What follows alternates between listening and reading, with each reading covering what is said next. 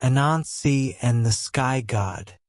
Long ago, when the earth was young and the sky hung low above the trees, all the stories in the world belonged to Nyame, the Sky God. He kept them locked away, hidden in the heavens, guarded by clouds and thunder. No tales were told on earth, no bedtime legends, no fireside fables, no laughter that danced on the rhythm of a story. Down in the forests of West Africa lived a clever spider named Anansi. Though small in size, Anansi was filled with pride and mischief. He loved riddles, tricks, and challenges, and more than anything, he loved stories. One bright morning, Anansi spun a silky thread all the way up to the sky and climbed it, higher than the tallest trees, past the birds, through the breeze, until he reached the gates of Nyame's sky palace. The sky god was sitting on a golden throne, the sky swirling blue and white behind him.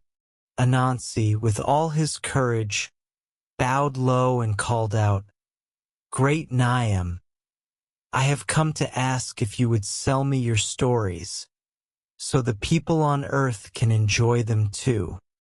Nyame thundered with laughter. "You? A small spider like you wants to buy the tales of the gods?"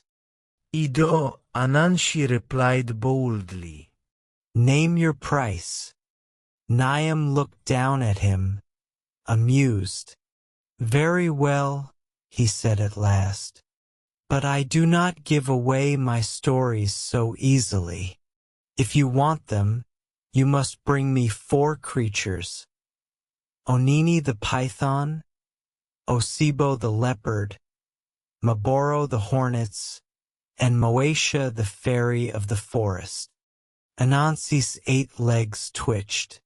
These were powerful beings, wild, dangerous, clever. But he bowed again. "I accept." And down the thread he went, back to earth, already planning. Anansi went straight to the river where Onini liked to rest in the sun. But he didn't approach him directly. No. He carried a long palm branch and called out loud enough for the python to hear. "Oh, how I wish I knew if my wife was right or I was right." The python stirred. "What are you arguing about, Anansi?" Anansi spun his web of lies quickly. "My wife says you're longer than this palm branch. I say the branch is longer. We need to measure." Onini agreed. "Measure me, then." He stretched out next to the branch, his scales gleaming. Anansi nodded, then said, "But you keep shifting. Let me tie you to the branch so we can be sure." By the time Onini realized the trick, it was too late. Anansi had tied him fast, coiled and knotted to the palm. With a victorious laugh, Anansi slung the python on his back and set off for the next challenge. Anansi dug a deep hole in the middle of the forest path and covered it with leaves and branches. That night, as Osibo came stalking through the shadows, he stepped right into the trap and fell with a roar. The next morning, Anansi appeared, pretending to be surprised. "Osibo, is that you? How unlucky. Help me, Anansi," the leopard snarled. "Oh, I would love to, but the hole is deep.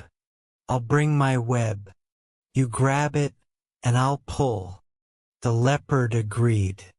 But instead of pulling him up, Anansi tied the web tighter and tighter until Osibo was trapped like prey. The spider danced in delight. "That's 2," he whispered. Anansi carved a gourd, filled it with water, and stood under the tree where the hornets buzzed in their nest. He poured water over himself and called, "Oh no! It's raining! It's raining! You'll all get soaked. Quick, come into this gourd. It's dry in here." The hornets, confused and flustered, flew straight into the gourd, one after another, until it echoed with buzzing. Anansi slammed the lid shut and grinned. 3. Moesha was invisible, quick as wind, and powerful with magic. Anansi thought long and hard, and carved a wooden doll. He covered the doll in sticky sap, placed a bowl of yam porridge in her hands, and set her in the middle of the forest clearing. Then he waited. Soon Moesha appeared, curious about the strange little figure. "Hello there," she said. "May I have some yam?" The doll said nothing. Moesha frowned. "Don't you answer? That's rude." Still no reply. So the fairy slapped the doll's face, and her hand stuck fast.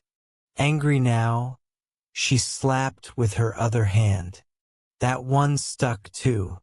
She kicked, thrashed, headbutt, but all of her was now glued tight. Anansi jumped out and sang a song of victory. 4.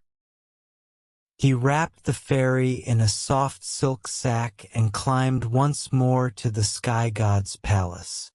There he placed all 4 creatures before Nyame. The sky god looked down, amazed. "Anansi, you have done what no one else could. Onini the python, Osibo the leopard, Maboro the hornets, and even Moesha, all caught by a spider." He leaned forward, eyes gleaming.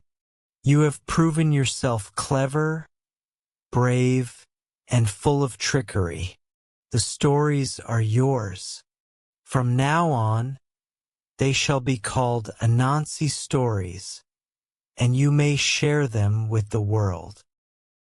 Nyame opened his golden box and released 1,000 glowing threads, stories of animals and gods, of laughter and warning, of wonder and wisdom.